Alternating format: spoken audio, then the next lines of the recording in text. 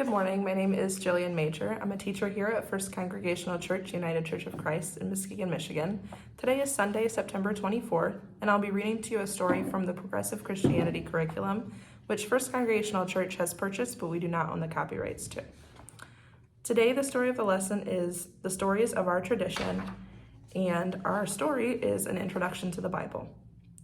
A long, long time ago, people lived and traveled around on foot in small groups, dragging their shelters with them. We call them tribes today. They gathered their food from plants and trees that grew naturally in the forest and the meadows. On occasion, they would chase down an animal and have meat with their wild fruit and nuts.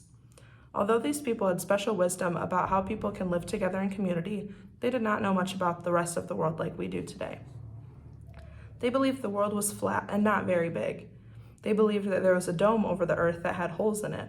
And most of all, they thought there were powerful gods or a god above the dome that caused storms, lightnings, floods, famine, and other scary things.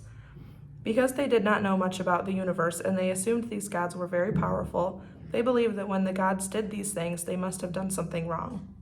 So, over the eons, the wise people of the tribes would try to figure out what they had done wrong when there was a storm, a famine, a volcano eruption, etc. The campfire where they cooked their food and kept warm on cold nights was a very important part of the lives of these ancient people. It was probably also a time for singing, dancing, maybe even laughter as they attempted to ward off any animals and scary things that might want to eat them.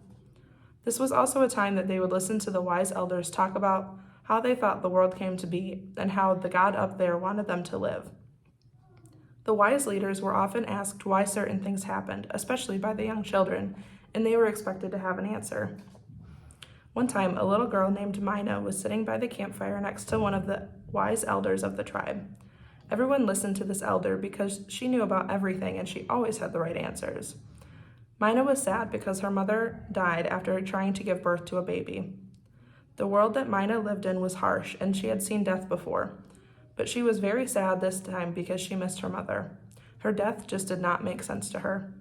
And so she asked the wise woman, "Why do people have to suffer and die?" The wise woman took a deep breath and began to tell a story. She said, "A long time ago, God created a man and a woman, and God gave them everything they needed to live abundantly: fruit on the trees, healing grasses, and plenty of fresh water. But God told them that they should not eat the fruit of a certain tree. It was forbidden. And for many, many years, these two people lived happily without pain or hunger. But one day they got curious about the fruit on that tree, and they wondered why God told them not to eat that fruit. And because it was forbidden, it looked juicier, sweeter, and more beautiful than all of the other fruit. And these two people began to grumble. What does God think God is? We live here and we should be able to eat what we want." And so one day they picked one of the pieces of the fruit off the tree and they both took a bite. At first, it seemed that nothing happened, the old woman continued. The fruit was not very tasty and they dropped it on the ground. But suddenly there was a very loud voice.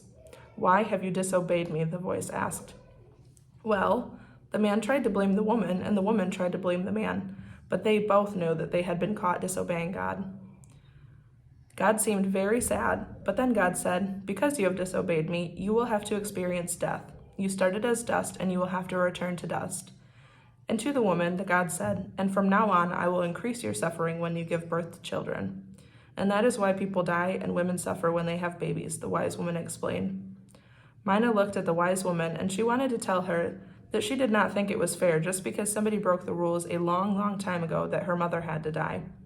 She was young and did not understand this was just a story that tried to explain many things no one really understood. One of those things is that life is not always fair, but we can learn how to make the best of our situation. The story the wise woman told to Mina was repeated again and again for many generations after that. Mina told her children and they told their children. Each time it was told, new details were added. Some things were changed and some things were left out. You see, that is the way that ancient people tried to explain things they could not explain otherwise. But today we know that it is just a story that helps us understand the ancient people and the way that they saw the world.